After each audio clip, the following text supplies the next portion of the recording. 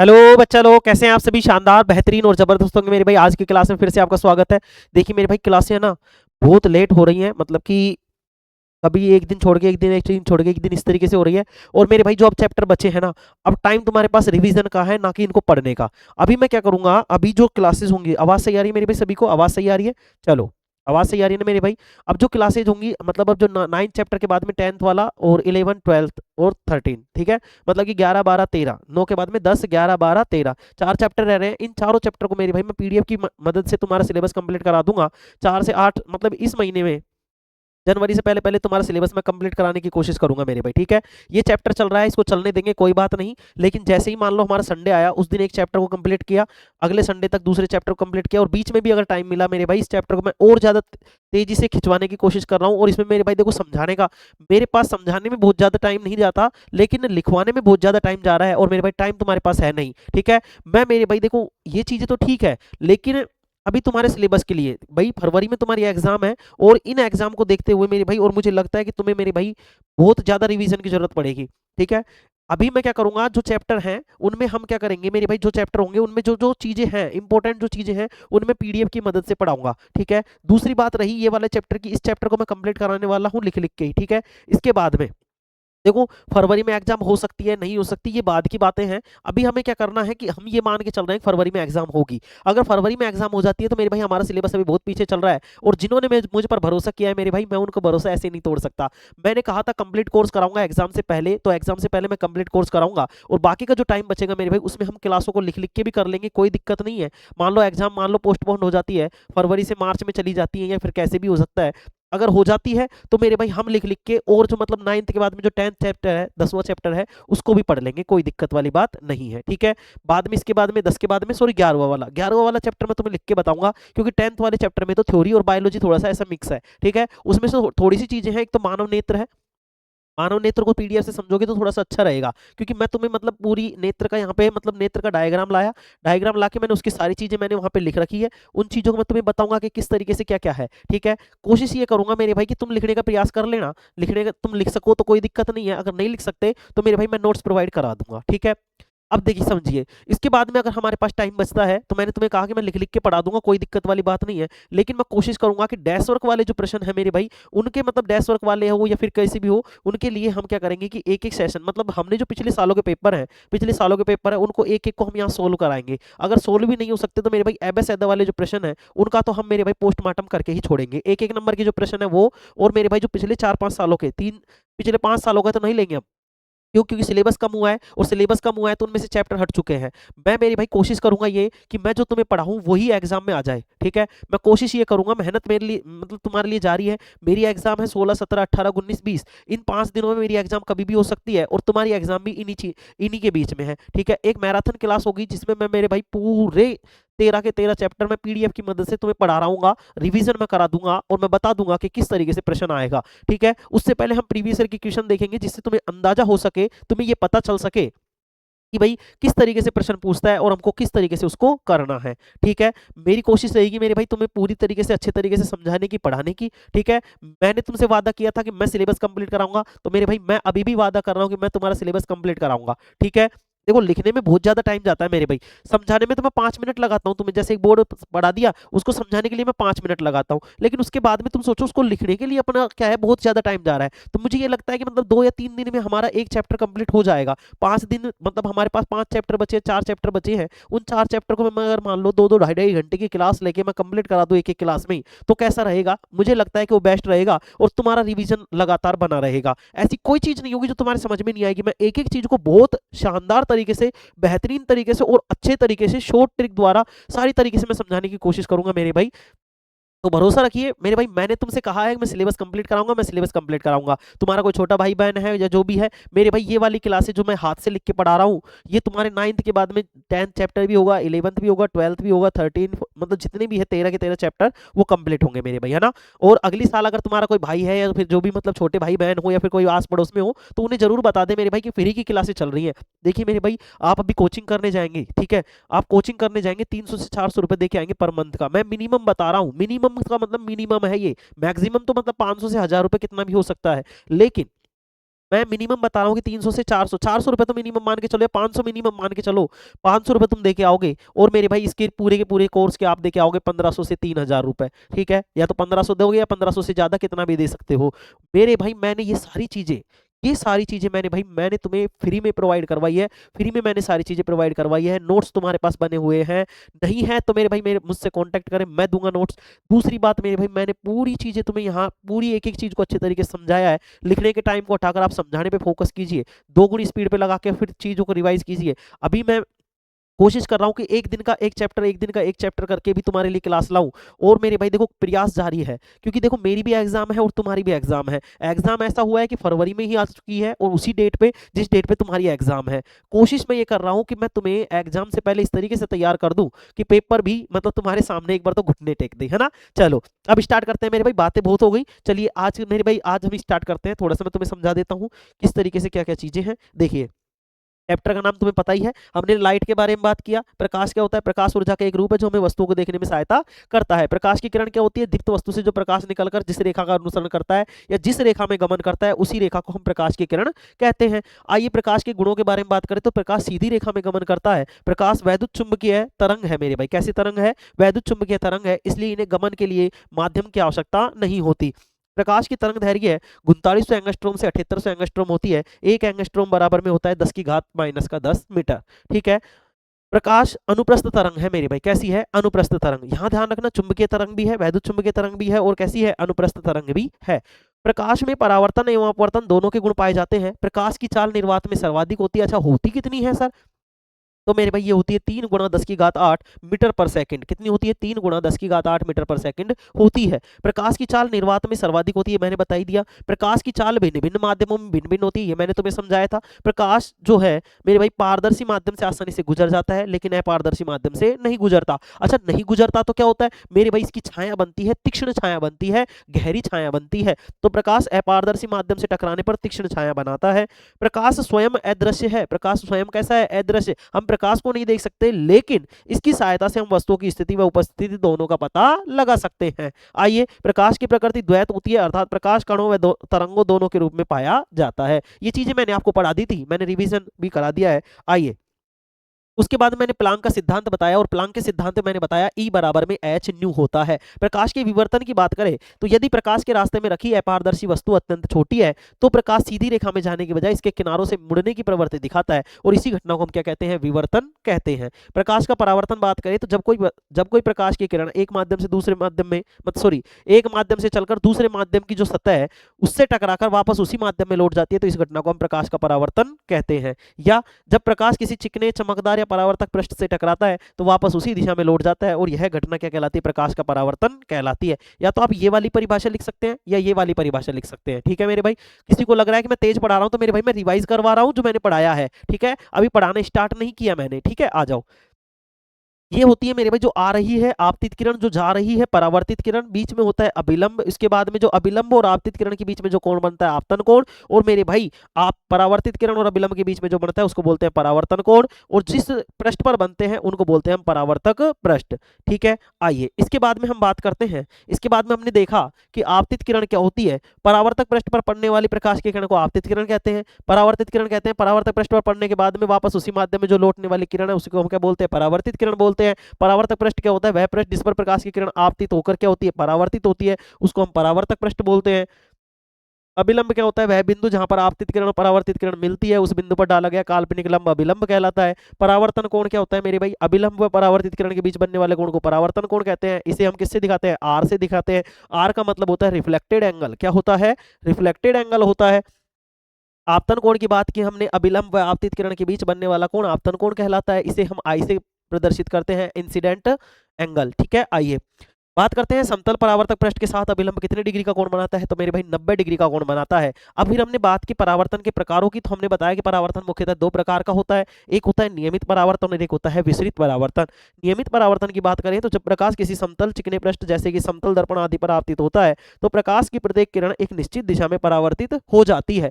इस प्रकाश की परावर्तन को हम क्या कहते हैं? नियमित परावर्तन कहते हैं। मतलब जिस एंगल में आई है, जिस दिशा में आई, देखिए समझने का प्रयास करना मेरे भाई।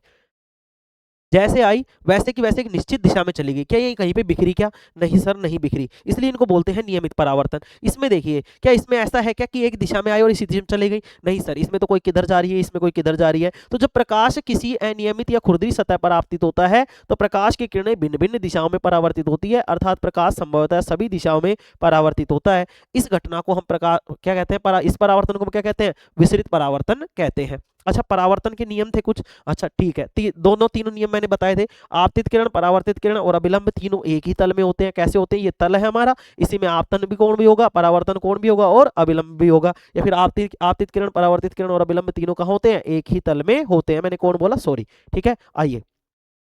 आपतन कोण आई व परावर्तन कोण आर आपस में क्या होते हैं? बराबर होते हैं। इसके बाद में परावर्तित किरण की जो चाल है और जो आवृत्ति है वो क्या होती है? अपरिवर्तित रहती है। वो प्रश्न पूछेगा तुमसे, क्या पूछेगा कि परावर्तन में प्रकाश में क्या समान रहता है? वो पूछेगा चाल, दूसरे में दे देगा आवृत्ति, तीसरा दे देगा ए व बी दोनों, फिर दे देगा इनमें से कोई नहीं। फिर तुम देख, ध्यान आएगा तुम्हारे, अरे गुरुजी ने त्यों कही थी कि जो प्रकाश होता है उनकी चाल भिन्न भिन्न माध्यमों में भिन्न भिन्न होती है। तो मेरे भाई एक ही तो माध्यम है, क्या चाल परिवर्तित होगी क्या? नहीं सर, क्योंकि परावर्तन हो रहा है। परावर्तन का मतलब एक माध्यम से उसी माध्यम में तो जा रही है, तो माध्यम तो एक ही है। क्या चाल परिवर्तित होगी क्या? नहीं सर। तो चाल और आवृत्ति क्या रहते हैं? अपरिवर्तित रहते हैं। आइए, परावर्तन की घटना अपारदर्शी वस्तुओं में होती है। किसमें होती है? अपारदर्शी वस्तुओं में, मतलब कि जिनके आर पार नहीं देखा जा सकता। पारदर्शी वस्तुओं में नहीं, मतलब कि पारदर्शी वस्तुओं में नहीं होती। तो किसमें होती है? जैसे कि दर्पण में। तो दर्पण में हम क्या पढ़ेंगे? परावर्तन पढ़ेंगे। अपवर्तन की घटना पारदर्शी वस्तुओं में होती है, ना कि अपारदर्शी में, जैसे कि लेंस में। तो लेंस में क्या होता है? लेंस में अपवर्तन होता है सर। तो कोई दिक्कत इसमें? नहीं सर, कोई दिक्कत नहीं है। अब हम आज जो बात कर रहे थे मेरे भाई, आज हम बात कर रहे थे दर्पण की। किसकी बात कर रहे थे? दर्पण की बात कर रहे थे, मिरर की बात कर रहे थे। अच्छा समझना, मिरर क्या है गुरुजी? मिरर का मतलब क्या है? दर्पण, जिसमें वी आर सी नहीं, वी आर वॉच आवर थोबड़ा, दैट्स कॉल्ड द मिरर है। तो एक ऐसा, मतलब मेरे भाई समझो, दर्पण क्या है? जिसमें हम हमारा चेहरा देखते हैं। ठीक है, हाँ सर ठीक है। अच्छा समझना, क्या करते हैं हम इसमें मिरर में? क्या करते हैं?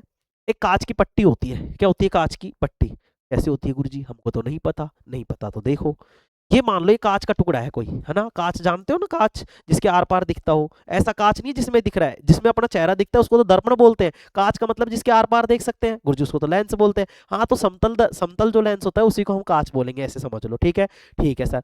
अब देखो मेरे भाई, इस तरीके से ये है। ठीक है, तो इसमें क्या करते हैं, जब किसी कांच की पट्टी को, ये कांच की पट्टी है मेरे भाई, इस कांच की पट्टी की अगर मान लो एक सतह को मैं क्या कर दूं, परावर्तक पृष्ठ को, मतलब परावर्तक पॉलिश कर दूं। यदि कांच की किसी पट्टी को किसी कांच, मतलब मान लो कोई पट्टी है अपने पास कांच की, ठीक है, इसकी एक सतह को मैं क्या कर दूं, परावर्तक पॉलिश कर दूं, तो हम क्या बोलेंगे? यदि यदि कांच की एक सतह को, यदि किसी कांच की एक सतह को परावर्तक पॉलिश कर दिया जाए, यदि कांच की किसी एक सतह को परावर्तक पॉलिश कर दिया जाए, तो इस प्रकार जो पदार्थ बनता है या इस प्रकार जो वस्तु बनती है उसी को हम दर्पण कहते हैं। क्या कहते हैं? दर्पण कहते हैं। कोई दिक्कत इसमें? नहीं सर। आइए, अब दर्पणों की बात करते हैं। अब ध्यान से समझना, ये तो समतल तो वो था अपने पास कांच। अगर समतल कांच को मैंने अगर एक तरह से मतलब पॉलिश की है, ऐसा नहीं है तुमने पेंट वाली ब्रुश ली और पोत दिया, घर वाले तुम्हें सूट देंगे नालायक हो। हाँ, वो तुम्हारा दर्पण बना देंगे, तुम्हारा थोबड़ा बिगाड़ देंगे, चेहरे को देखने लायक नहीं छोड़ेंगे वो। कहीं घर पे रखा है इतना बड़ा कांच और गुरजिन्नू की पोत दी जाओ और ले है पुरुष और पोत दिया हुआ मैं, तुम्हारी लाल कर देंगे हड्डे, नालायक हो। चलो, अब देखो क्या हुआ। अब क्या होगा मेरे भाई? परावर्तक पॉलिश करनी है गुरुजी। परावर्तक पॉलिश का ही रहे। परावर्तक पॉलिश का मतलब है मेरे भाई, जिस पर प्रकाश पड़े और प्रकाश क्या आ जाए, बाहर चून दो, देवा ना, यूं यूं यूं यूं है उस पे, मतलब उस पे मेरे ख्वाबों की रानी खड़ी है, मैं इधर खड़ा हूं है, और इस तरीके से चूंदा दे दे के मैं उसको झका रहा हूं है। चलो, नालायक को ऐसा कुछ भी नहीं होता ना। चलो, हाँ करना मत, नालायक को पिटोगे तुम। हाँ, मेरी बात छोड़ो तुम, मैं तो कुछ नहीं करता। चलो, समझे? तो तुम चूना देते हो, उसमें प्रकाश आके जब भी तो टकराता है, और फिर उसको यूं आंख में दे और यूं करो, ओ फिर आते हो, है फिर गाना चलता है तुम्हारा, है मन ही मन में। चलो, कोई बात नहीं। अब देखो समझते हैं मेरे भाई, दर्पण में समझ में आया भाई। कांच की कोई पट्टी है, उसकी एक सतह को हम परावर्तक पॉलिश कर देंगे, और कांच की परावर्तक पॉलिश करने के बाद में जो पदार्थ बनेगा, जो वस्तु बनेगी, उसी को हम दर्पण कहते हैं। अच्छा, दर्पण कितने प्रकार के मेरे भाई? दर्पण होते हैं दो प्रकार के। कौन कौन से? एक तो होता है समतल दर्पण और दूसरा होता है कौन सा? गोलीय दर्पण। आपको ये नहीं बोलेगा कि अवतल दर्पण और उत्तल दर्पण। मेरे भाई समतल को भी याद रख लो, है ना। तो ध्यान से समझना, पहला तो होता है समतल और दूसरा होता है गोलीय। और गोलीय के भाग होते हैं कौन कौन से होते हैं गोलीय के भाग? उत्तल और अवतल, उत्तल और अवतल। आई बात समझ में? इसको दिमाग में रखना है, ठीक है। आ गई बात समझ में? चलो अब हम दर्पण की परिभाषा लिखते हैं। दर्पण के बाद में हम समझेंगे कि समतल दर्पण से बनने वाले प्रतिबिंबों के बारे में, देखेंगे कैसे कैसे क्या क्या है। आइए अब जल्दी स्टार्ट करते हैं, आज अपन को काफी टाइम हो गया। लिखेंगे जब किसी कांच की पट्टी पर, लिखेंगे जब किसी कांच की पट्टी पर, लिखेंगे जब किसी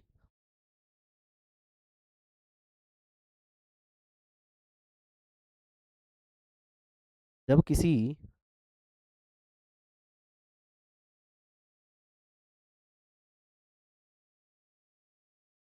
कांच की पट्टी पर, जब किसी कांच की पट्टी पर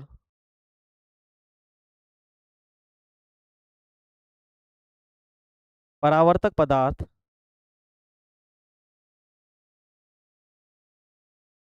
कांच की पट्टी पर, अच्छा ये परावर्तक पदार्थ कौन कौन से होते हैं एक बार बताएंगे क्या? एक बार देखें परावर्तक पदार्थ। देखो यहाँ से एक प्रश्न और बनता है जो पहले चैप्टर का है ना। जब किसी कांच की पट्टी पर परावर्तक पदार्थ, अच्छा परावर्तक पदार्थ कौन कौन से होते हैं? चांदी हो गया, निकिल हो गया, है ना।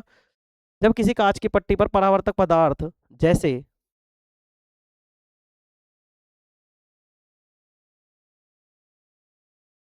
जैसे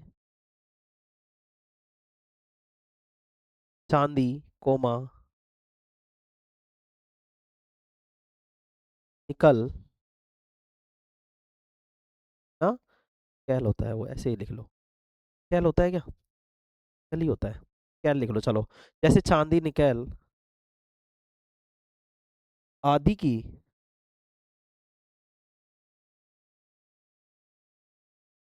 जब किसी कांच की पट्टी पर परावर्तक पदार्थ जैसे कि चांदी, निकल आदि की, दिख रहा है सभी को यहाँ पर? ठीक है। आदि की,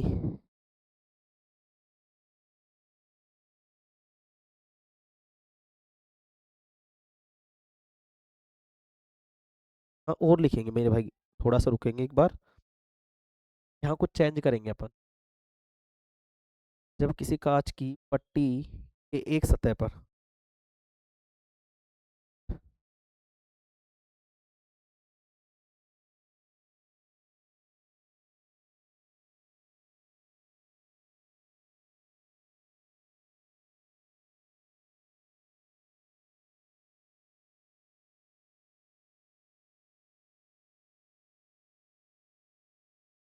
जब किसी कांच की पट्टी पर,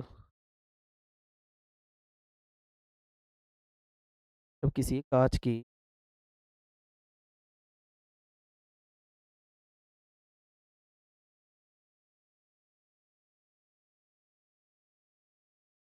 पट्टी, जब किसी कांच की पट्टी के एक सतह पर, एक सतह पर परावर्तक पदार्थ जैसे कि चांदी, निकल आदि की पॉलिश कर दी जाती है, निकल,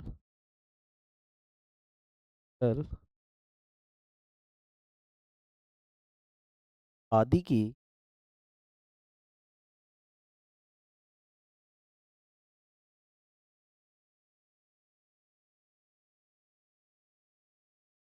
पॉलिश कर देते हैं,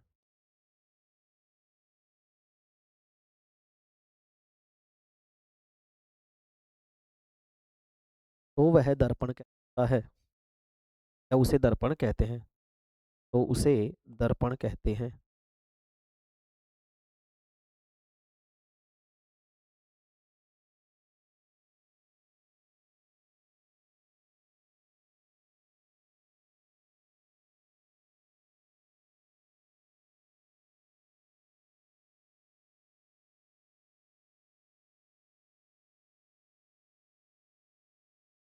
उसे क्या कहते हैं मेरे भाई? दर्पण कहते हैं।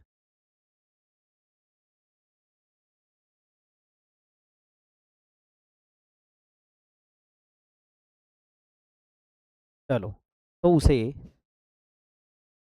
दर्पण कहते हैं। दर्पण को इंग्लिश में बोलते हैं मेरे भाई मिरर, है ना, तो उसे दर्पण कहते हैं।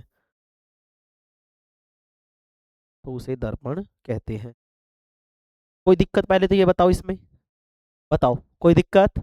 जब किसी कांच की पट्टी के एक सतह पर, जब किसी कांच की एक पट्टी के सतह पर, अगर मैं यहाँ पे लिख देता कि जब किसी कांच के जब किसी कांच की पट्टी पर परावर्तक पदार्थ जैसे कि मतलब हमारे पास चांदी निकल आदि की पॉलिश कर देते हैं, अगर मान लो मैंने दोनों तरफ कर दी, तो क्या तुम उसमें चेहरा देख पाओगे क्या? नहीं सर। तो हमें क्या करना है, एक ही सतह पर पॉलिश करनी है ना। इसलिए मैंने थोड़ा सा इसको सही किया था डेफिनेशन को, कि जब किसी कांच की पट्टी के एक सतह पर परावर्तक पॉलिश कर देते हैं, या परावर्तक पदार्थ जैसे कि चांदी निकल आदि की पॉलिश कर देते हैं, तो उसे हम क्या कहते हैं, दर्पण कहते हैं मेरे भाई। क्या कहते हैं? दर्पण कहते हैं। आइए लिखेंगे कि दर्पण बनाने में किसका प्रयोग होता है, पहले तो ये देखेंगे। चलो लिखेंगे मेरे भाई आगे, इसमें आगे लिखेंगे भाई।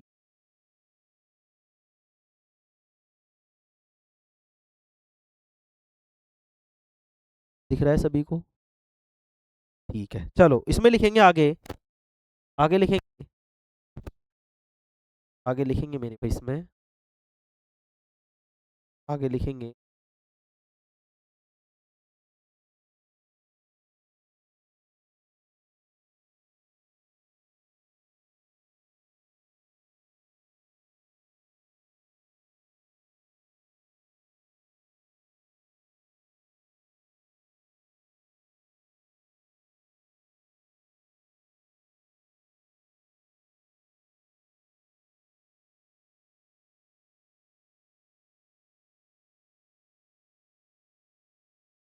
लिखेंगे मेरे भाई अगली लाइन लिखेंगे, सॉरी भैया ना, चलो एक मिनट। अगली लाइन लिखेंगे, लिखेंगे मेरे भाई दर्पण बनाने में, दिख रहा है ना यहाँ तक, तो कोई दिक्कत नहीं है ना। यहाँ पे इस तरीके से तीर का निशान लगाएंगे, इसमें लिखेंगे दर्पण बनाने में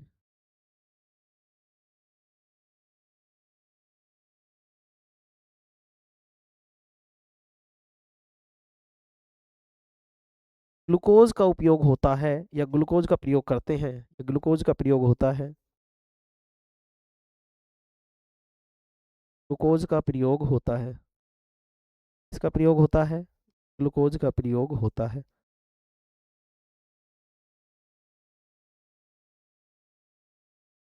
इसका प्रयोग होता है मेरे भाई ग्लूकोज का, ठीक है।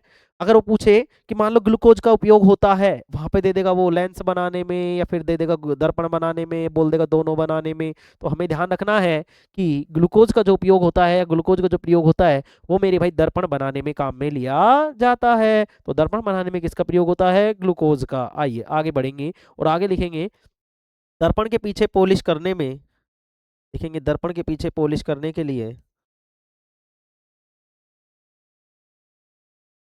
क्या चांदी का करोगे क्या तुम? दर्पण ही बहुत महंगा हो जाएगा है चांदी का करोगे तो गुरुजी निकिल का कर लेंगे। नहीं मेरे भाई, हम करते हैं सिल्वर ब्रोमाइड का। किसका करते हैं? सिल्वर ब्रोमाइड का। याद कराऊंगा मेरे भैया ना, याद कराऊंगा मैं कैसे होगा। तो लिखेंगे दर्पण के पीछे पॉलिश करने के लिए,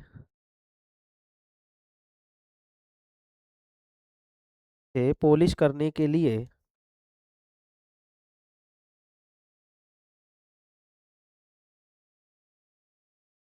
सिल्वर ब्रोमाइड का प्रयोग किया जाता है।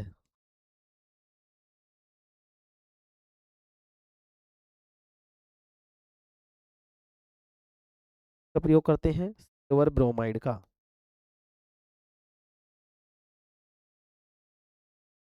सिल्वर ब्रोमाइड का प्रयोग किया जाता है।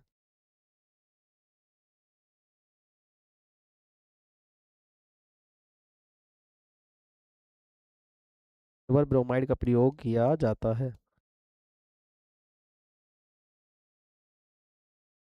सिल्वर ब्रोमाइड का प्रयोग किया जाता है। ठीक है मेरे भाई, किसका प्रयोग किया जाता है? सिल्वर ब्रोमाइड का। अच्छा, सिल्वर ब्रोमाइड को क्या बोलते हैं? वो इसको बोलते हैं AgBr। दिख रहा है ना सभी को? सभी को दिख रहा है ना सिल्वर ब्रोमाइड? ठीक है, आगे बढ़ेंगे और आगे लिखेंगे मेरे भाई, है ना।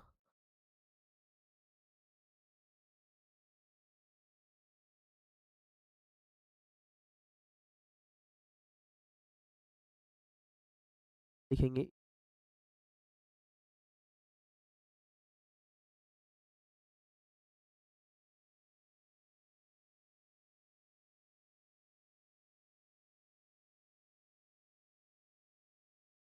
लिख देता हूँ AgBr का प्रयोग करते हैं।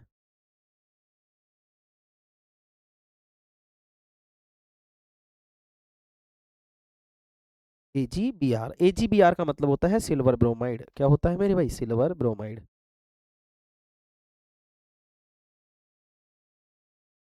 ठीक है, सिल्वर ब्रोमाइड का प्रयोग किया जाता है। इसका प्रयोग किया जाता है, सिल्वर ब्रोमाइड का प्रयोग किया जाता है। आगे लिखेंगे इसी में। ठीक है, आगे लिखेंगे। देखो कुछ ऐसे मैं बता देता हूँ सिल्वर ब्रोमाइड का। अब देखो सिल्वर ब्रोमाइड तुमने देखा भी होगा, किसमें काम आता है? किसमें काम आता है सिल्वर ब्रोमाइड? गुरुजी हमने पहले चैप्टर में पढ़ा तो था सिल्वर ब्रोमाइड। हाँ गुरुजी याद आया।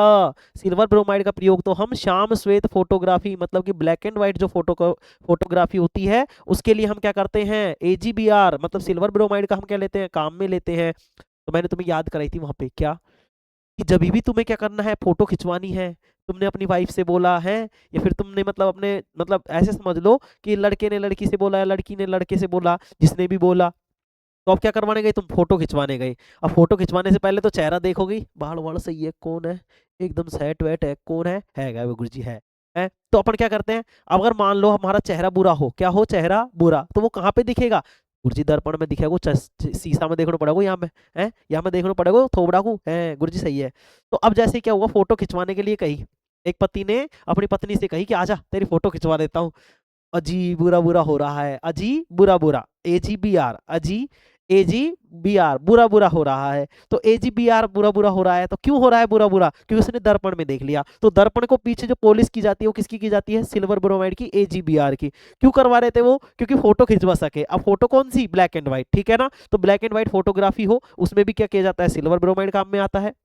ठीक है, सिल्वर ब्रोमाइड की प्रकाशीय वियोजन अभिक्रिया काम में आती है। कौन सी अभिक्रिया काम आती है? सिल्वर ब्रोमाइड की प्रकाशीय वियोजन। उसमें Ag अलग हो जाता है, Br अलग हो जाता है। पहले चैप्टर में देखोगे तुम, छठे या सातवें पेज नंबर पे नीचे की तरफ लिखा हुआ है। ठीक है, AgBr, AgBr, Ag बुरा बुरा हो रहा है। क्या हो रहा है बुरा बुरा? हमारा चेहरा हो रहा है बुरा बुरा। तो वो उसने किस में देखा? दर्पण में। तो दर्पण को बनाने के लिए सिल्वर ब्रोमाइड, फोटो खींचने में मतलब फोटोग्राफी में कौन सा आता है? AgBr। इसको क्या किया जाता है? जब प्रकाशीय वियोजन दिया जाता है।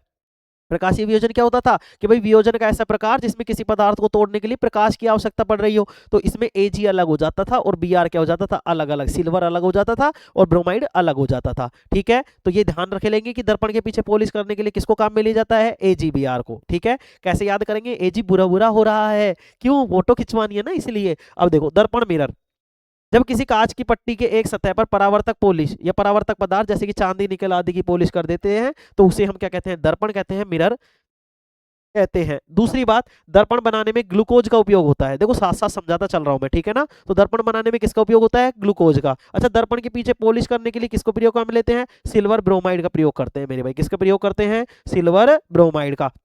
अच्छा देखो कुछ चीजें हैं जो सिल्वर से रिलेटेड है। किससे रिलेटेड है? सिल्वर से रिलेटेड। यहाँ लिख लेंगे आप अलग से ब्रैकेट बना के, या फिर पेज के ऊपर जगह बच जाती है ना, तो उसमें लिख लेंगे।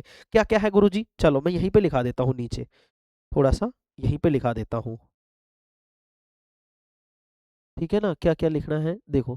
सिल्वर ब्रोमाइड, सिल्वर आयोडाइड और सिल्वर नाइट्रेट। ठीक है ना, तो मैं लिख देता हूँ कि देखो क्या क्या चीजें, यहाँ पे मैं अलग से लिख देता हूँ, लिखेंगे यहाँ पे, लिखता हूँ मैं। दर्पण में तो काम में लेते हैं क्या? दर्पण में लेते हैं सिल्वर ब्रोमाइड, सिल्वर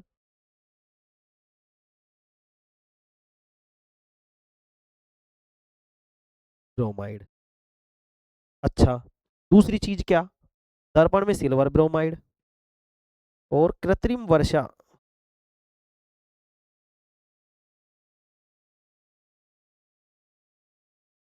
कृत्रिम वर्षा, कृत्रिम वर्षा में लेते हैं मेरे भाई हम क्या, क्या काम में लेंगे कृत्रिम वर्षा में? आई मतलब कि silver iodide, silver iodide, silver iodide.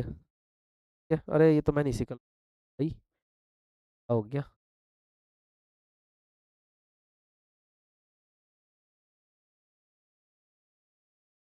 चलो इसमें लिखेंगे, इसमें लिखेंगे क्या लिखेंगे? Silver iodide. कृत्रिम वर्षा के लिए क्या काम में लिया जाता है? Silver iodide. मेरे भाई तुम्हारे लिए मेरा टाइम, ओ सॉरी, मेरे लिए तुम्हारा टाइम, है ना, बहुत इंपॉर्टेंट है और मैं इसे खराब नहीं होने दूंगा, इस बात की मेरा भरोसा रखिए। तो दर्पण में सिल्वर ब्रोमाइड कृत्रिम वर्षा में क्या क्या काम में लिया जाता है मेरे भाई? सिल्वर आयोडाइड, वह चुनाव की स्याही में,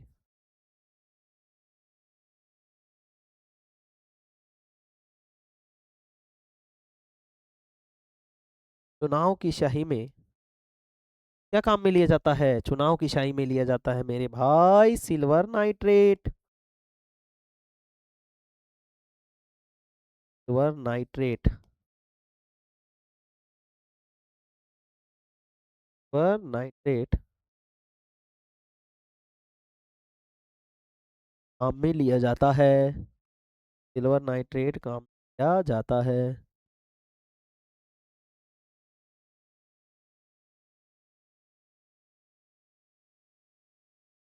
सिल्वर नाइट्रेट काम में लिया जाता है।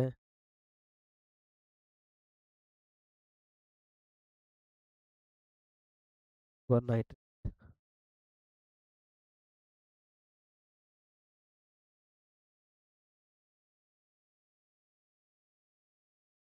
प्रयोग किया जाता है। प्रयोग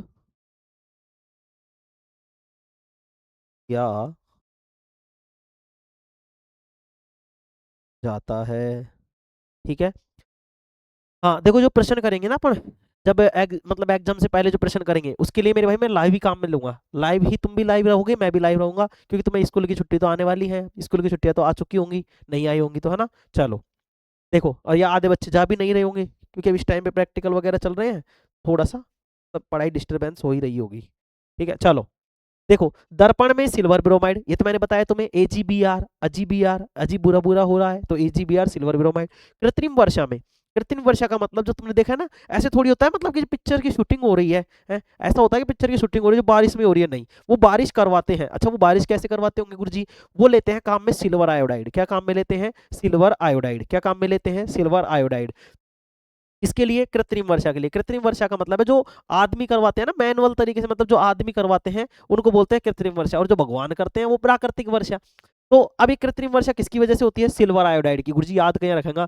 अब भाई जैसे ही वर्षा हुई अपन का क्या, और बारिश आ गई रे, आयो आयो मेव आयो, मेव आयो है, मेव कहते हैं ना, मेव आयो मेव आयो, अरे ये मेवाती वाला मेव नहीं है मेरे भाई, गलती से भी मत समझना, है ना। सॉरी भाई किसी को बुरा लगे तो, लेकिन ऐसा नहीं है। हम यहाँ पे क्या कहते हैं भाई, बारिश आने का मतलब क्या कहते हैं अपन? आयो आयो मेव आयो मेव आयो। तो अब आयो, आयो का मतलब आयोडाइड, तो कौन सा आयोडाइड? Silver iodide. तो कृत्रिम वर्षा के लिए सिल्वर आयोडाइड। अच्छा, चुनाव की स्याही में सिल्वर नाइट्रेट, चुनाव की स्याही में सिल्वर नाइट्रेट। अच्छा ये बताओ, चुनाव की जो स्याही होती है वो कहाँ पे लगती है गुरुजी? नाखून पे। तो ना से नाखून और ना से नाइट्रेट, तो यहाँ पे कौन सा काम में लिया जाएगा? Silver nitrate. ठीक है, चुनाव की स्याही में सिल्वर नाइट्रेट प्रयोग किया जाता है, कोई दिक्कत इसमें? कोई दिक्कत नहीं है। अब आ जाओ आगे। दर्पण के प्रकार लिखेंगे मेरे भाई, दर्पण के प्रकार, और दर्पण मुख्यतः दो प्रकार के होते हैं। सबसे पहले लिखेंगे दर्पण के प्रकार, लिखेंगे मेरे भाई दर्पण के प्रकार।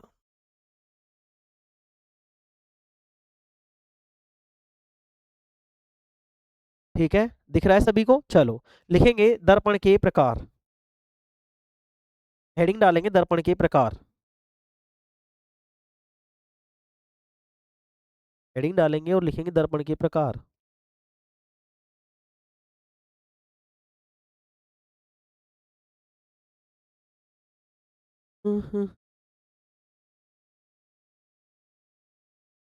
दर्पण के प्रकार,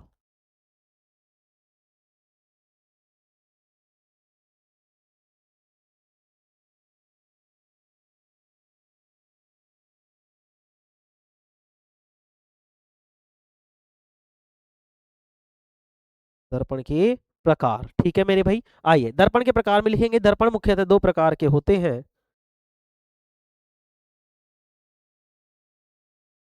लिखेंगे मेरे भाई, दर्पण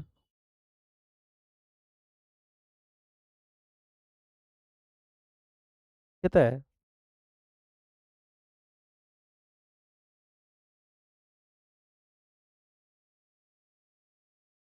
दो प्रकार के होते हैं।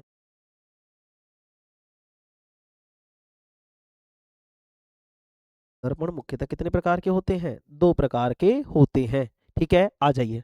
अच्छा, कौन से होते हैं? पहला लिखेंगे समतल दर्पण और दूसरा लिखेंगे गोलीय दर्पण।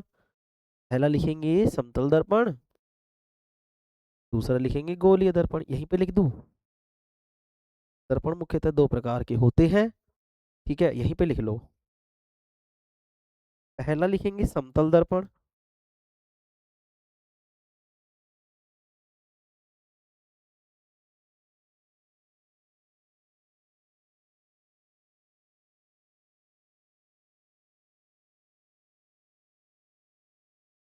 समतल दर्पण, और दूसरा होता है मेरे भाई गोलीय दर्पण।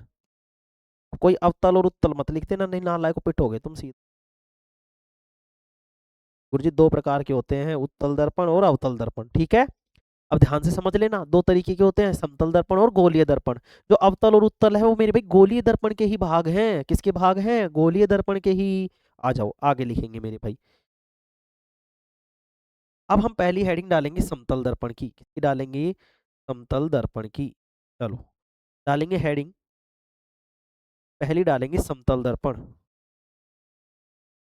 दिख रहा है यहाँ पे सभी को? चलो, यहाँ डालेंगे समतल दर्पण।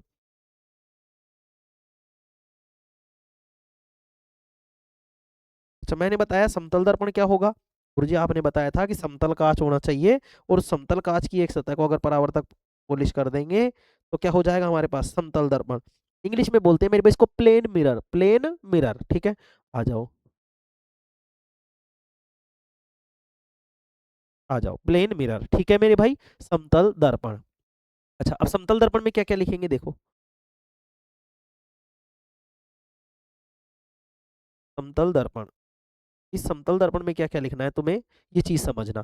समतल दर्पण क्या होगा? जब किसी कांच की, जब किसी समतल कांच की पट्टी है, जब किसी समतल कांच की जो पट्टी है उसकी एक सतह को अगर हम क्या कर दे, परावर्तक पॉलिश कर दे, तो वो क्या कहलाएगी मेरे भाई? वो कहलाएगा हमारा समतल दर्पण। क्या कहलाएगा? समतल दर्पण। तो लिखेंगे जब समतल कांच की पट्टी के, जब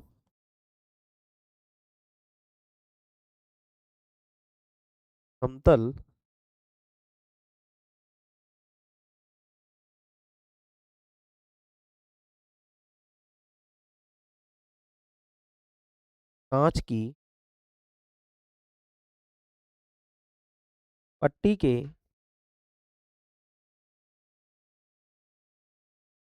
एक पृष्ठ को, जब समतल कांच की पट्टी के एक पृष्ठ को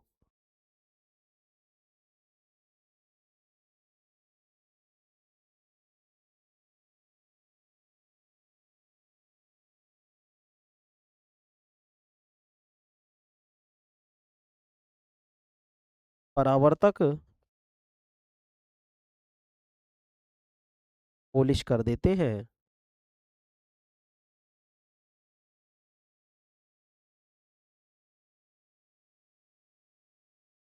परावर्तक पॉलिश कर देते हैं, जब समतल कांच की पट्टी के एक पृष्ठ को परावर्तक पॉलिश कर देते हैं।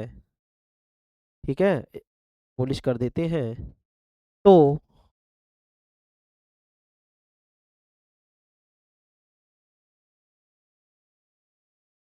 तो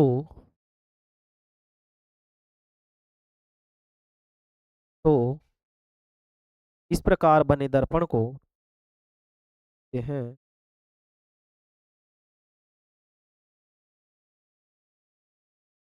तो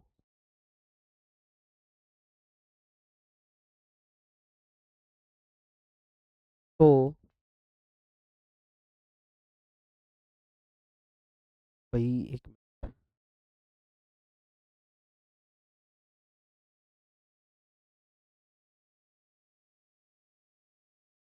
तो ध्यान से समझेंगे मेरे भैया ना। तो इस प्रकार,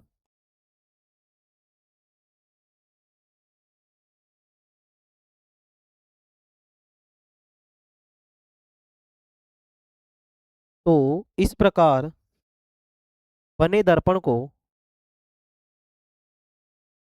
तो इस प्रकार बने दर्पण को, इस प्रकार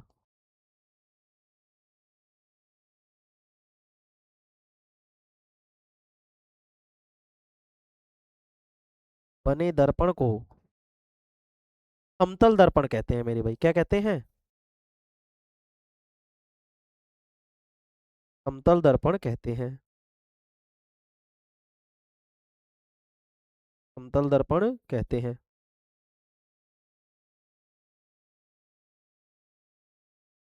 क्या कहते हैं मेरे भाई? समतल दर्पण कहते हैं। ठीक है। जब समतल कांच की पट्टी के एक पृष्ठ को परावर्तक पोलिश कर देते हैं तो इस प्रकार बने दर्पण को हम समतल दर्पण कहते हैं। ठीक है। आओ समतल दर्पण को देख लेते हैं किस प्रकार से बनता है ये। देखो मेरे भाई,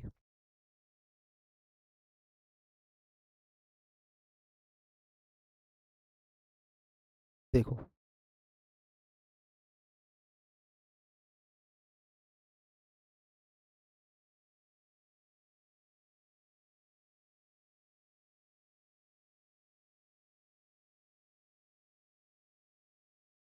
चलो,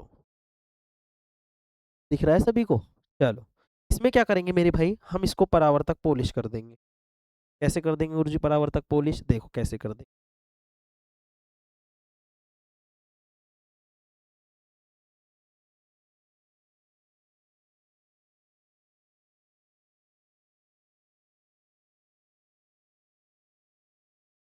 ये कर दी पॉलिश। हाँ गुरुजी कर दी पॉलिश। ठीक है।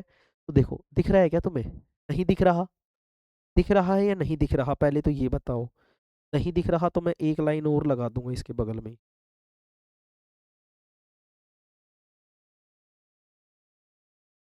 अब दिख रहा है? नहीं दिख रहा गुरुजी। और लगा देंगे, अपना कौन सा पैसा लग रहा है बताओ।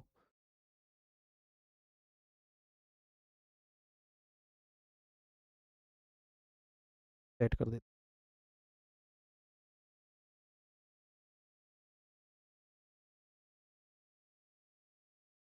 अब तुम्हें दिख रहा होगा ऐसी मुझे उम्मीद है। दिख रहा है अब? हाँ सर दिख रहा। ठीक है, अगर नहीं दिख रहा तो मेरे भाई अभी भी मैं थोड़ा सा तुम्हारी सकता हूँ, तो यहाँ से तुम्हें थोड़ा सा दिखने लग जाएगा। ठीक है। चलो, अब इसमें क्या किया है मेरे भाई, इसको हम बोलेंगे पोलिश पृष्ठ। क्या बोलेंगे इसको? हम बोलेंगे मेरे भाई पोलिश पृष्ठ। क्या बोलेंगे? पोलिश पृष्ठ। क्या बोलेंगे मेरे भाई? तो हम बोलेंगे पोलिश पृष्ठ। देखो किसी भी दर्पण में दो तरीके के पृष्ठ होते हैं। कितने पृष्ठ होते हैं? दो वाला। एक तो होता है पोलिश पृष्ठ और एक होता है परावर्तक पृष्ठ। क्या होता है मेरे भाई? परावर्तक पृष्ठ। तो ये वाला जो होगा, ये होगा परावर्तक पृष्ठ। गुरुजी परावर्तक पृष्ठ कौन सा होगा मेरे भाई? परावर्तक पृष्ठ वो होगा जिस पर हमारी इमेज बनेगी, जिस पर हमारा प्रतिबिंब बनेगा। क्या बनेगा? हमारा प्रतिबिंब। ठीक है। ये हो गया परावर्तक पृष्ठ, ये पोलिश वाला पृष्ठ और ये परावर्तक पृष्ठ। अच्छा, ये वाली चीज क्या हो जाएगी? तुम बोलोगे सर ये है समतल कांच की पट्टी। क्या हो जाएगी? समतल कांच की पट्टी हो जाएगी। ये है तुम्हारे मेरे भाई समतल कांच की पट्टी।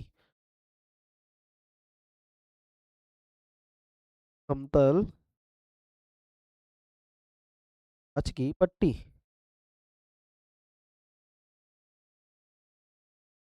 तल कांच की पट्टी।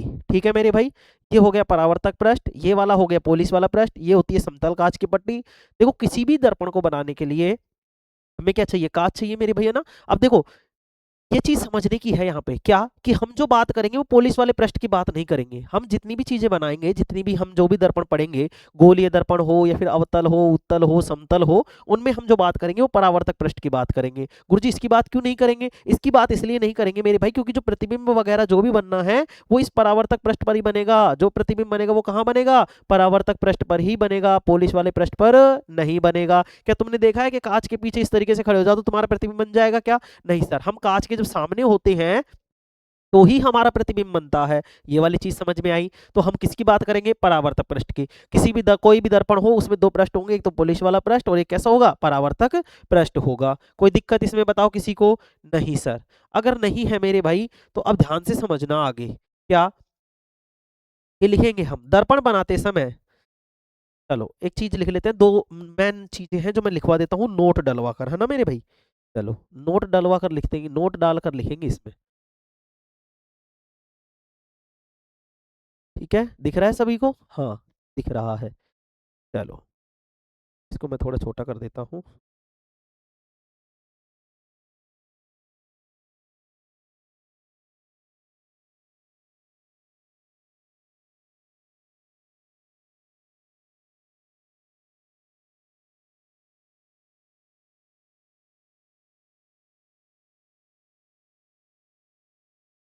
रुकी तेरे को।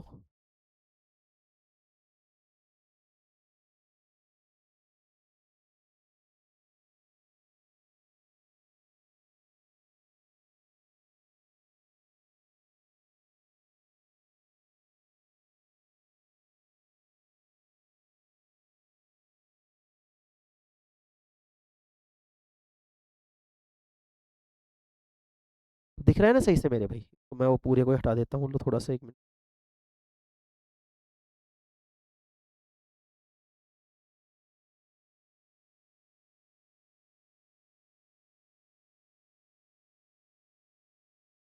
यहाँ रख दूँ?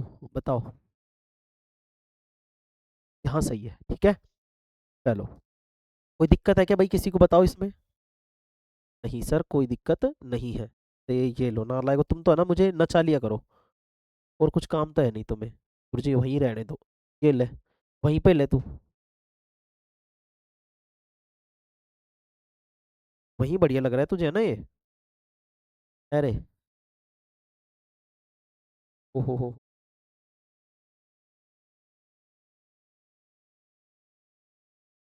भाई तुम तो है ना मुझे ऐसे परेशान करते हो ना नालायक को, मुझे गुस्सा आता है फिर। ये लो बस। खुश है अब? ठीक है, चलो ठीक है अब। कोई दिक्कत बताओ? कोई दिक्कत नहीं है तो लिखेंगे यहाँ पे, नोट डालकर दो चीजें लिखेंगे, और वो दो चीजें कौन सी है वो भी समझ लो।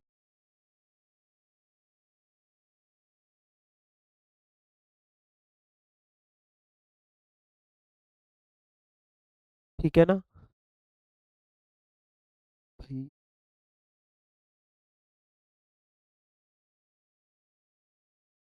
ठीक है, चलो। अब लिखेंगे मेरे भैया ना, नोट डालकर लिखेंगे यहाँ पे दो बातें। नोट डालकर दो बातें लिखेंगे। नोट डालेंगे भाई भाई, है ना, नोट डालेंगे, नोट। क्या डालेंगे? नोट डालेंगे गुरुजी। और नोट डालकर दो बातें लिखेंगे।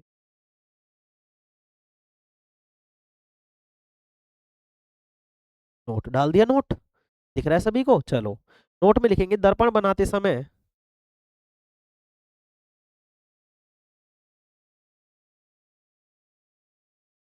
दर्पण बनाते समय हम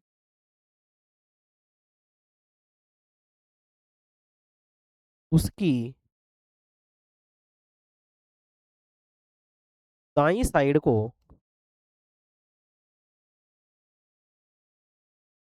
दाईं साइड को पॉलिश करते हैं।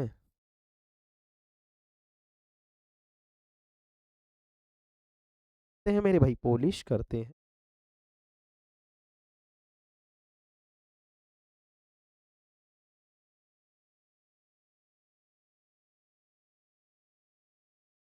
दाईं साइड को क्या करते हैं मेरे भाई? पॉलिश करते हैं। आगे देखो, प्रतिबिंब बनाते समय, आगे लिखेंगे मेरे भैया ना, इसी में लिखेंगे दूसरी बात क्या है, दूसरी बात लिखेंगे। दूसरी बात लिखेंगे, प्रतिबिंब बनाते समय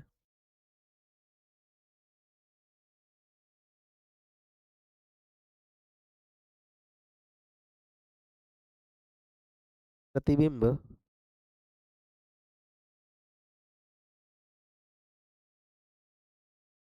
बनाते समय हम वस्तु पर बाईं साइड से प्रकाश डालते हैं मेरे भाई। प्रतिबिंब बनाते समय हम वस्तु पर बाईं साइड से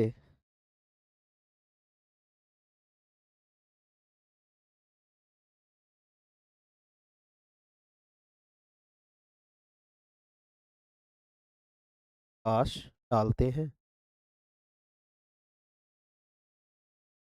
बाईं साइड से मेरे भाई प्रकाश डालते हैं। ठीक है। ठीक है, तीसरी चीज और लिख लेंगे इसी में, कि वस्तु हमेशा दर्पण के बाईं तरफ रखी होती है। ठीक है, लिखेंगे वस्तु हमेशा, तीसरी चीज इसी में लिख लेंगे। तीसरी चीज और लिख लेंगे इसी में, वस्तु हमेशा दर्पण के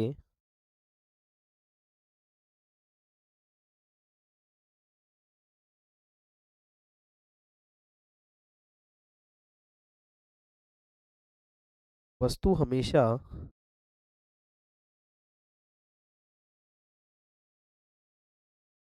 दर्पण के कहाँ रखी होगी मेरे भाई, बाईं तरफ।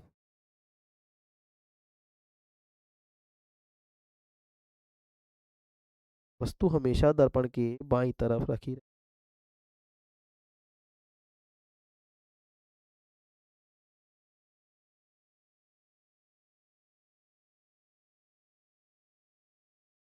वस्तु हमेशा दर्पण के बाईं तरफ रखी रहती है, ठीक है, बाईं तरफ रखी रहती है, ठीक है मेरे भाई। चलो आगे बढ़े हम, आगे बढ़े क्या बताओ। चलो देखो अपन ने आज क्या क्या पढ़ा है, पहले एक बार थोड़ा सा देख लेते हैं, थोड़ा सा हटा देता हूँ।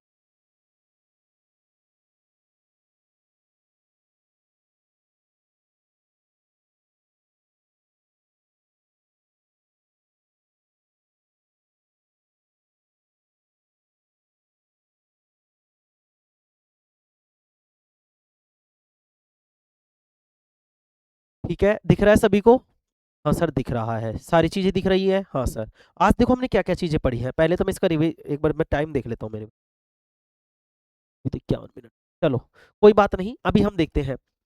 दर्पण, मिरर, ये सारी चीजें मैंने बताई तुम्हें कि भाई दर्पण क्या होता है, जब किसी कांच की पट्टी की एक सतह को परावर्तक पॉलिश कर देते हैं, जैसे कि किससे कर देते हैं मेरे भाई, परावर्तक पदार्थ से। परावर्तक पदार्थ कौन से होंगे, चांदी हो गया, निकेल हो गया, इनकी पॉलिश कर देते हैं, तो उसे हम क्या कहते हैं, दर्पण कहते हैं। आगे देखिए, दर्पण बनाने के लिए किसका प्रयोग किया जाता है, तो ग्लूकोज का प्रयोग करते हैं गुरुजी। दर्पण बनाने के लिए, दर्पण के पीछे जो पॉलिश होती है उसको करने के लिए हम सिल्वर ब्रोमाइड का प्रयोग करते हैं। किसका प्रयोग करते हैं, तुम बोलोगे सर सिल्वर ब्रोमाइड का करते हैं। दर्पण में सिल्वर ब्रोमाइड, कृत्रिम वर्षा में सिल्वर आयोडाइड, और मेरे भाई जो चुनाव की स्याही होती है उसमें सिल्वर नाइट्रेट प्रयोग किया जाता है। दर्पण के प्रकार की बात करें तो दर्पण मुख्यतः दो प्रकार के होते हैं मेरे भाई। कितने प्रकार के होते हैं, दो प्रकार के, समतल दर्पण और दूसरा गोलीय दर्पण। समतल दर्पण और गोलीय दर्पण। समतल दर्पण में देखिए मेरे भाई, जब समतल कांच की पट्टी के एक पृष्ठ को, जब समतल कांच की पट्टी के एक पृष्ठ को परावर्तक पॉलिश कर देते हैं, तो इस प्रकार बने दर्पण को हम समतल दर्पण कहते हैं। ये हमारे पास एक समतल कांच था जो सीधा खड़ा हुआ है, इसके पीछे हमने पॉलिश की है, जो डैश डैश से दिखा रखा है वो पॉलिश वाला पृष्ठ होता है मेरे भाई। तुम देखो कि भाई सर तुम बोलो कि गुरुजी हम एग्जाम में कैसे पता करेंगे कि कौन सा पॉलिश वाला पृष्ठ है और कौन सा परावर्तक पृष्ठ है। तो मेरे भाई ध्यान से समझना, जिस तरफ dash dash dash dash dash dash लगा हुआ है उसको हम पॉलिश वाला पृष्ठ बोलेंगे, और जिस तरफ कुछ भी नहीं लगा उसको हम परावर्तक पृष्ठ बोलेंगे। ये क्या है, समतल कांच की पट्टी है मेरे भाई। आगे देखिए, दर्पण बनाते समय हम उसकी दाईं साइड को पॉलिश करते हैं। अब ऐसा नहीं है कि तुम घर पे दर्पण बना रहे हो और उसमें मतलब बाईं साइड देखने लग गए कि गुरुजी ने तो नहीं खींचा बाईं साइड है। अब गुरुजी या तुम्हारा दर्पण होगा बाईं साइड, या माना कि या तो न्यू करते थे दाईं साइड बन गई गुरुजी, अब न्यू करते थे बाईं साइड बन गई, अब कहीं करा। ये मेरे भाई प्रैक्टिकल की बात नहीं कर रहा, मैं प्रैक्टिकली चीजें की बात नहीं कर रहा कि कहीं तुम घर पे कांच को बायां दायां देखने लग जाओ। मैं बात कर रहा हूं जब अपन इस तरीके से बनाएंगे। देखो जैसे मैंने ये दर्पण बनाया, तो इस दर्पण को बनाने में मैंने क्या किया है, इसकी दाईं साइड को पॉलिश किया है। तो मैं यही कहना चाह रहा हूं कि दर्पण बनाते समय हम उसकी दाईं साइड को पॉलिश करते हैं। जब भी तुम बनाओ तो क्या करना है मेरे भाई, दाईं साइड को पॉलिश करना है, बाईं साइड को नहीं करना। अच्छा दूसरी बात, प्रतिबिंब बनाते समय हम वस्तु पर बाईं साइड से प्रकाश डालते हैं। किस तरफ से डालते हैं, बाईं साइड से। तुम जितने भी तुम्हारे जब तुम किताब खोल के देखोगे या फिर कहीं पे भी गूगल पे सर्च वगैरह करके देखोगे तो तुम यही देखोगे कि बाईं साइड से ही सारे प्रकाश आ रहे हैं, जितने भी प्रकाश की किरणें आ रही है वो बाईं साइड से आ रही है। अच्छा अब बाईं साइड से प्रकाश आ रहा है तो वस्तु को भी कहाँ रखना पड़ेगा, बाईं तरफ। तो मेरे भाई वस्तु हमेशा दर्पण के बाईं तरफ रखी रहती है। हमेशा का मतलब हमेशा ही है, हमेशा का मतलब हमेशा ही है। क्यों कह रहे हो गुरुजी, हम कभी इधर रख देंगे तो क्या हो जाएगा। मेरे भाई यहाँ पे काम करती है कार्तीय चिन्ह परिपाटी। क्या काम करती है, कार्तीय चिन्ह परिपाटी, ठीक है ना। वो कार्तीय चिन्ह परिपाटी यहाँ पे अगर तुमने उल्टा पुल्टा कुछ कर दिया तो मेरे भाई वो काम नहीं करेगी और तुम्हारा सवाल गलत हो जाएगा। क्या हो जाएगा, सवाल गलत हो जाएगा, ठीक है। तो ये तीन चीजें तुम्हें याद रखनी है कि दर्पण बनाते समय हमें उसकी दाईं साइड को पॉलिश करते हैं, बाईं साइड से प्रकाश डालते हैं और वस्तु भी बाईं साइड ही रखी रहती है। अब आ जाती है मेरे भाई हमारे पास क्या, समतल दर्पण से बनने वाले प्रतिबिंब की विशेषताएं। क्या आ जाती हैं, समतल दर्पण से बनने वाले प्रतिबिंब की विशेषताएं, ठीक है। चलो अब हम देखते हैं, क्या देखेंगे मेरे भाई, हम देखेंगे समतल दर्पण से बनने वाले प्रतिबिंब की विशेषताएं। चलो लिखते तो हैं, देखें कितना क्या रहता है। देखो तबियत थोड़ी सी डाउन आया जैसे भी है ना, नाक तो बंद, अब ऐसे सुनाई नहीं दे रहा तुम्हें, ये सूड़ सूड़ कर रहा हूं मैं। हाँ चलो, today I am doing the सूड़ सूड़। चलो इसमें लिखेंगे मेरे भाई, समतल दर्पण से बनने वाले प्रतिबिंब की विशेषताएं, ठीक है। क्या लिखेंगे, समतल दर्पण से बनने वाले प्रतिबिंब की विशेषताएं। चलो मेरे भाई लिखते हैं।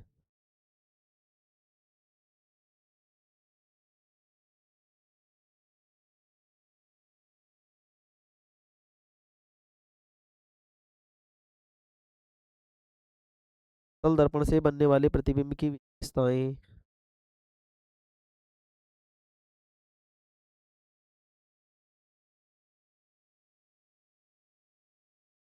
चलो हेडिंग डालेंगे मेरे भाई, समतल दर्पण से बनने वाले प्रतिबिंब की विशेषताएं।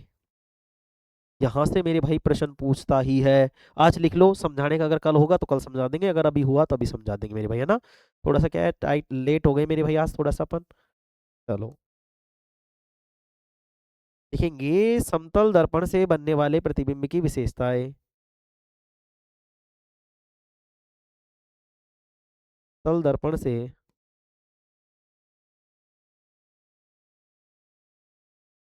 बनने वाले प्रतिबिंब की विशेषताएं।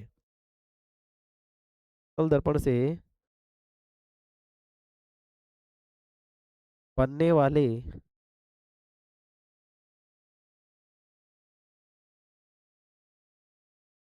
प्रतिबिंब की विशेषताएं।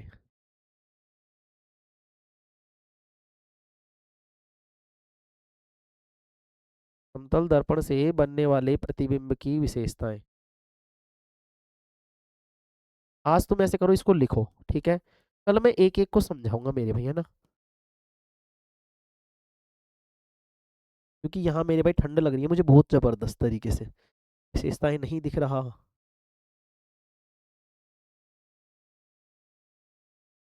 विशेषताएं अब दिख रहा है सभी को।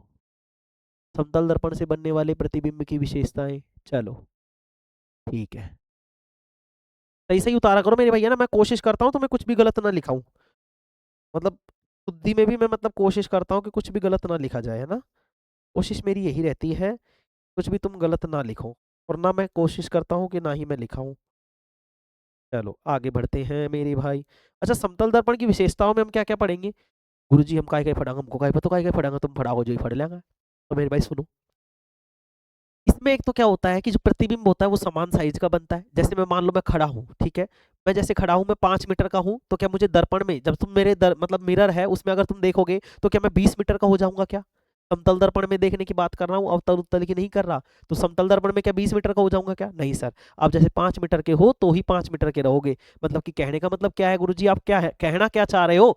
तो मेरे भाई मैं कहना ये चाह रहा हूँ कि जितना प्रतिबिंब, जितना वस्तु की हाइट होगी, जितनी जितना वस्तु का आकार होगा, उसी आकार का प्रतिबिंब हमारे किस में बनेगा, समतल दर्पण में बनेगा। अगर मैं 5 मीटर का हूं तो मैं 5 मीटर का ही बनूंगा। अगर मैं इतना दिख रहा हूं, मेरे मतलब मेरी बॉडी है वो इस तरीके से इस शेप में दिख रही है, तो मेरे भाई समतल दर्पण में भी इसी शेप में दिखेगी। ऐसा नहीं है कि मैं इस तरीके से यूं दिखूंगा, इतना इस तरीके से मोटा होकर दिखूंगा या फिर ऐसे बिल्कुल पतला होकर दिखूंगा, ऐसा नहीं है। किसमें, समतल दर्पण में। अच्छा दूसरी बात क्या है गुरुजी, दूसरी बात ये मेरे भाई कि मान लो कोई समतल दर्पण है, ठीक है, क्या है, समतल दर्पण। जैसे मैं तुमसे कहूं कि तुम्हारे पास जैसे मोबाइल है, और मोबाइल में जैसे तुम मुझे देख रहे हो, तो आप मुझसे मान लो 5 मीटर की दूरी पर है। कितने मीटर की दूरी पर है, 5 मीटर की दूरी पर। तो जैसे मान लो तुम्हारा जो मोबाइल है, वो मोबाइल या लैपटॉप जो है मेरे भाई, वो तुम्हारा एक तरीके से क्या है, दर्पण है। क्या है, दर्पण। तो तुम्हारा प्रतिबिंब ऐसा लगेगा जब तुम देखोगे इधर, मतलब मोबाइल में या कहीं पे भी देखोगे, तो तुम्हें ऐसा लगेगा कि हम क्या है 5 मीटर दूर हैं। मान लो जितने मीटर दूरी पर, कहना ये चाह रहा हूँ कि मान लो ये बोर्ड मुझसे 5 मीटर की, या मान लो मैंने कहा इससे मतलब मुझसे 1 हाथ दूर है। ये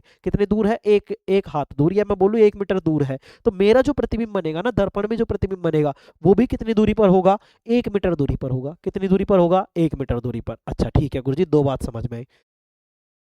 तीसरी बात क्या है गुरुजी, तीसरी बात ये है मेरे भाई, क्या है तीसरी बात, तीसरी बात ये कि जो समतल दर्पण होता है ये पार्श्व प्रतिबिंब दिखाता है। क्या दिखाता है, पार्श्व प्रतिबिंब या पार्श्व परिवर्तन दिखाता है। पार्श्व परिवर्तन दिखाता है। गुरुजी पार्श्व परिवर्तन ये क्या होता है, इसका मतलब होता है मेरे भाई, इसका मतलब क्या होता है कि हमारा बायां भाग दायां और दायां भाग बायां दिखाई देता है। क्या दिखाई देता है, बायां भाग दायां और दायां भाग बायां। जैसे कि कैसे गुरुजी, जैसे मान लो मैं इस दर्पण की, ये मान लो मेरे दर्पण है और मैं इसके सामने खड़ा हूं, तो तुम देखोगे कि मैं सीधे हाथ से लिख रहा हूं। किससे लिख रहा हूं, सीधे हाथ से। लेकिन जैसे ही मैं इसको अगर उसमें देखूं, जैसे तुम्हें मतलब हल्की हल्की सी परछाई दिख रही होगी, अगर परछाई दिख रही है तो तुम देखो कि मैं किस हाथ से लिख रहा हूं। उसमें अगर तुम देखोगे इस तरीके से देखोगे, मान लो प्रतिबिंब था इस तरीके से, तो प्रतिबिंब बन रहा है इस तरफ झांकता हुआ। तो अब देखो जैसे मैंने इस तरीके से बनाया, अभी प्रतिबिंब इधर झांकता हुआ बन रहा है, मान लो इधर झांकेगा तो पेन किस हाथ में आ गया, बाएं हाथ में, मतलब कि दायां भाग बायां और बायां भाग दायां हो जाता है, बायां भाग दायां और दायां भाग क्या हो जाता है, बायां।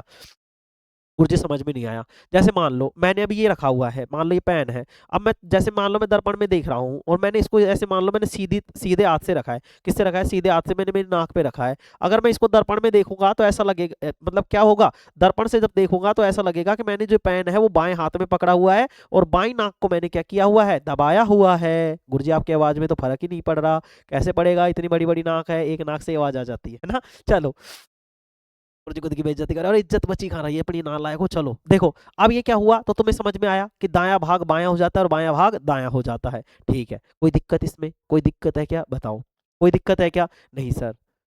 हाँ, ठीक है, पार्श्व परिवर्तन, ठीक है, आ गई बात समझ में। चलो, यहाँ तक तीन चीजें मैंने समझाई कि सेम साइज का प्रतिबिंब बनेगा, जितनी दूरी पर है उतनी दूरी पर बनेगा और मेरे भाई पार्श्व परिवर्तन दिखाएगा। अच्छा, चौथी बात क्या है, चौथी बात क्या है मेरे भाई, चौथी बात ये समझो कि मुझे मेरा पूरा प्रतिबिंब देखना है। क्या देखना है मुझे, मेरा पूरा प्रतिबिंब, मतलब कि मैं ऊपर से नीचे तक मैं पूरा का पूरा देखना चाहता हूँ।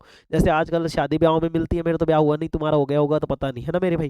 चलो, तुम्हारा भी नहीं हुआ होगा, नहीं हुआ तो कोई बात नहीं, सुखी जीवन है अपना ना, कोई दिक्कत नहीं है। चेहरे देखने की जरूरत कौन, वो 1% ही कौन गुरुजी, 1% ही कौन। तो मेरे भाई जैसे मान लो अपने वो होती है क्या बोलते हैं उसको, आती है ना शादियों में,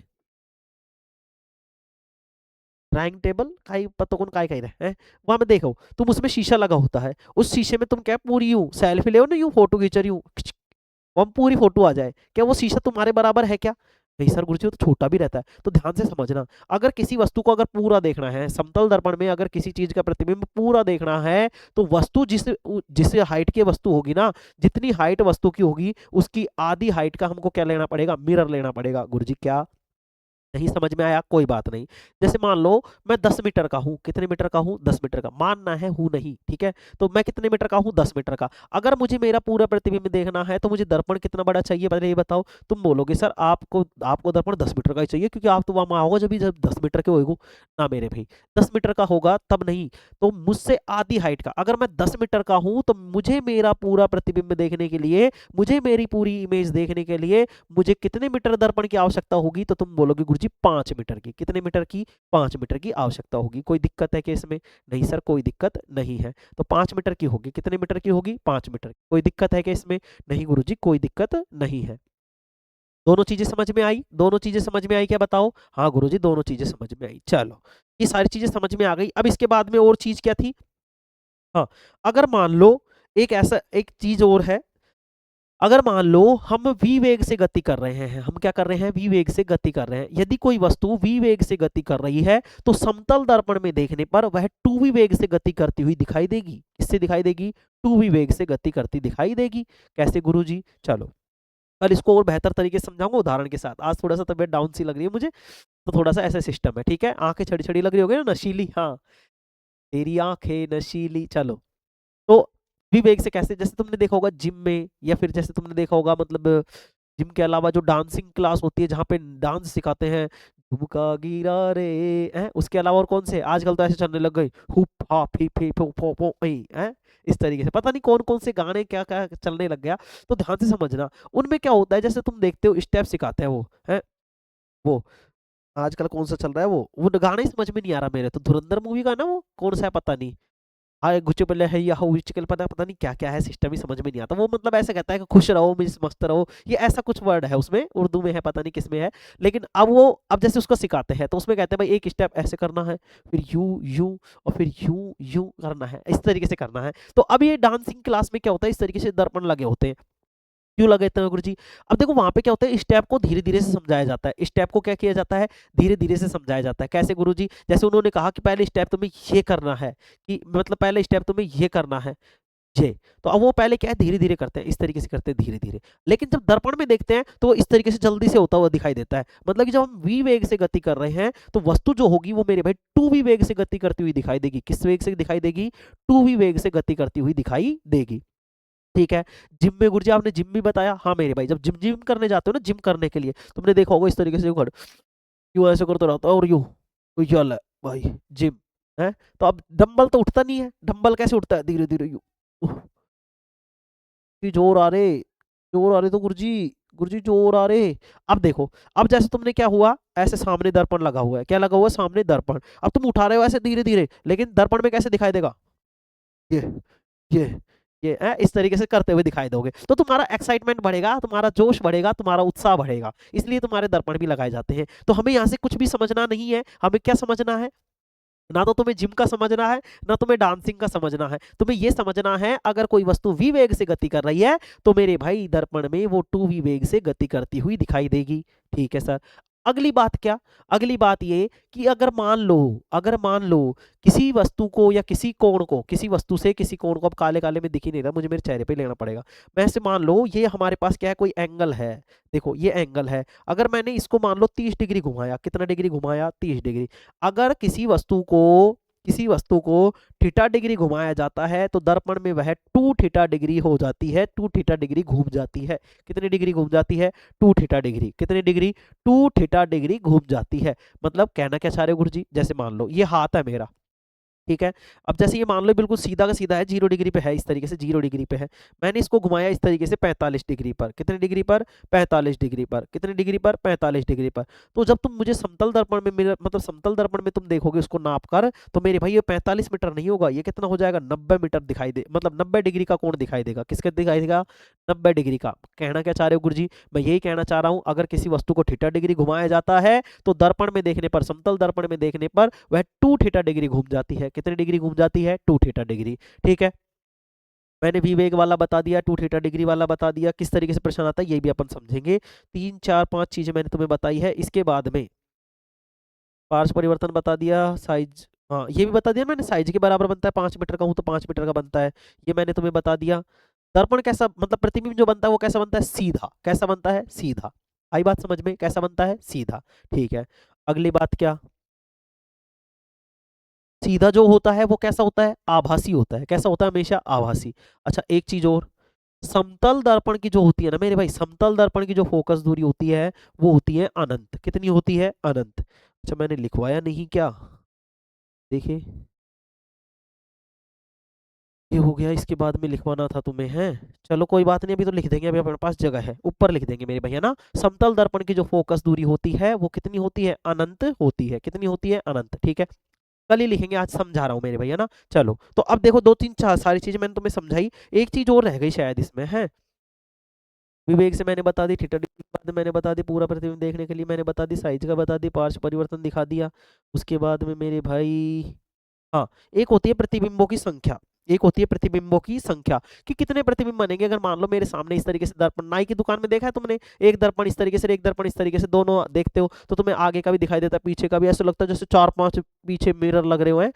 नाई की दुकान पे गए हो ना कभी, नाई की दुकान पे, फिर ब्यूटी पार्लर में गई होंगी लड़कियां जो भी है, तो इस तरीके से देखा होगा तुमने कि एक दर्पण सामने और एक दर्पण पीछे होता है। क्यों होता है, अब देखो उसमें क्या होता है, तुम्हें जैसे ऐसे लगता है जैसे पता नहीं कितने सारे प्रतिबिंब है। मैं भी यही सोचता था पहले कि यार ये कैसे क्या सिस्टम है, अब हमें तो किसी ने इस तरीके से पढ़ाया नहीं, तो हमें तो ये पता, मैं सोचता रहता था यार ये कैसे बनते होंगे, इतना सारा है, पता को नहीं कितना है, अभी हम एक दर्पण और बीच में लगा देते हैं तो गल्ला सारा हो जाएगा।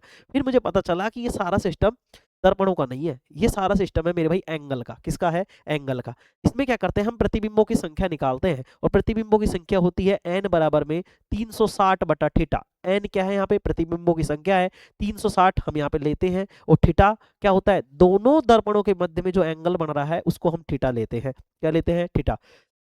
अच्छा एक चीज और देखना, एक चीज क्या देखेंगे गुरुजी, जो भी जो थीटा, मतलब आपने थीटा का मान लो कुछ भी ले लिया, थीटा का मान क्या ले लिया, कुछ भी ले लिया, और मान लो जो प्रतिबिंबों की संख्या है, प्रतिबिंबों की क्या है, संख्या n जो है ना, n ये हमेशा विषम आएगी। क्या आएगी, विषम।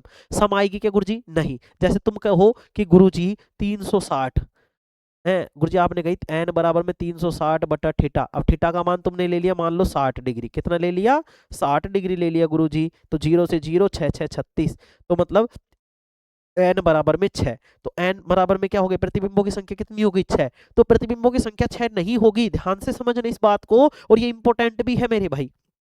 इंपॉर्टेंट भी है। तो ध्यान से समझना, यहाँ पे जो प्रतिबिंबों की संख्या है वो 6 नहीं होगी, तो गुरुजी कितनी होगी, हमेशा विषम होगी। तो विषम भी कितनी होगी, क्या इसमें एक बढ़ा दे क्या गुरुजी, क्या ये 7 हो जाएगी क्या, नहीं, हम क्या करते हैं एक को कम करते हैं। तो n बराबर में 6 माइनस का 1 बराबर में हो जाएगी 5, कितनी हो जाएगी 5। अगर दोनों दर्पणों के मध्य बनने वाला कोण जो थीटा है अगर वो 60 डिग्री है मेरे भाई, कितने डिग्री है, 60 डिग्री है, तो इस प्रकार बने प्रतिबिंबों की संख्या 5 होगी, कितनी होगी, 5 होगी। आई बात समझ में, हाँ गुरुजी आ गई।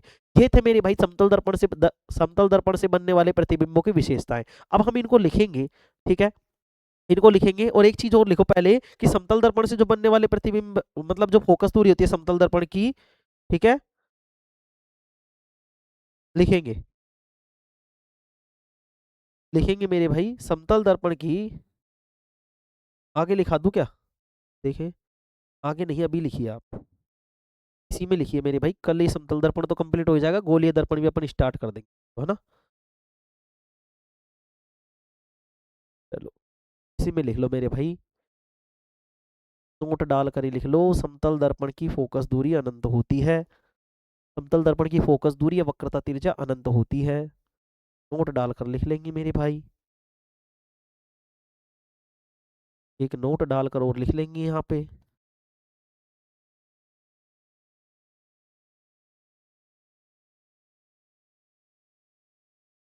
भाई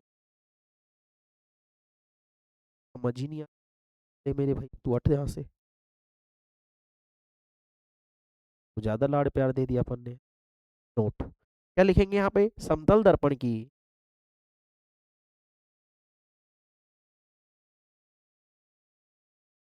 समतल दर्पण की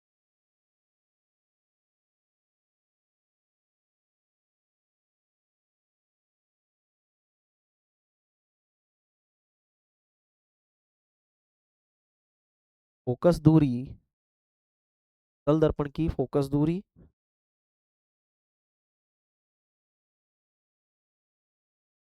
समतल दर्पण की फोकस दूरी क्या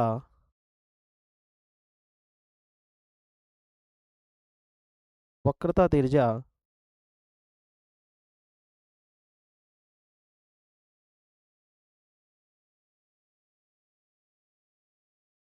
समतल दर्पण की फोकस दूरी या वक्रता तिर्य्या अनंत होती है, क्या होती है मेरे भाई, अनंत होती है। लिख लेंगे इसको, है ना। देखो किसी ने भी अगर मेरे पुराने नोट्स ले रखे हैं तो उनमें ध्यान करना भाई, मैं चीजें चेंज कर रहा हूँ, है ना, थोड़ी थोड़ी सी, क्या चेंज कर रहे हो गुरु जी, जो चीजें पूछी जा सकती है और जो चीजें मेरे भाई वक्रता तिर्य्या अनंत होती है, अनंत होती है, कितनी होती है मेरे भाई, अनंत होती है, ठीक है। ये वाली चीज मैंने पिछली बार नहीं लिखवा रखी थी तो इस बार लिख लेंगे अभी आप, है ना। कितनी होती है मेरे भाई, अनंत होती है, ठीक है। चलो देखो मेरे भाई, अब हम क्या पढ़ेंगे, कल हम पढ़ेंगे समतल दर्पण से बनने वाले प्रतिबिंब की विशेषताएं, और परसों अभी कल ही हम उसके बाद में हम समतल दर्पण के उपयोग पढ़ेंगे, या क्या पढ़ेंगे हम, समतल दर्पण के उपयोग। और उसके बाद में मेरे भाई हम जो पढ़ेंगे वो पढ़ेंगे गोलीय दर्पण, और गोलीय दर्पण में हम अवतल और उत्तल दोनों चीजों के बारे में हम डिस्कस करेंगे, ठीक है। मैं दर्पणों पे ज्यादा टाइम लूंगा मेरे भाई, दर्पणों पे ज्यादा टाइम लूंगा गुरुजी, ऐसा क्यों, ऐसा इसलिए मेरे भाई क्योंकि दर्पणों पे इसलिए टाइम ज्यादा लूंगा मेरे भाई, क्योंकि जाकर दर्पण समझ में आ गए तो तुम्हें लेंस भी जल्दी समझ में आ जाएंगे, ऐसा मेरा मानना है। क्यों मानना है गुरुजी, दर्पण और लेंस में थोड़ा थोड़ा सा सिमिलरिटी होती है, कुछ चीजें होती हैं जो तुम्हें जल्दी समझ में आ जाएंगी, ठीक है। क्या हो गया,